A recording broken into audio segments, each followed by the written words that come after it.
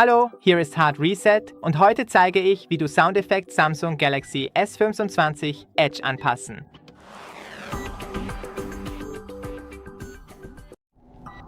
Gehe in die Einstellungen und suche nach Töne und Vibration.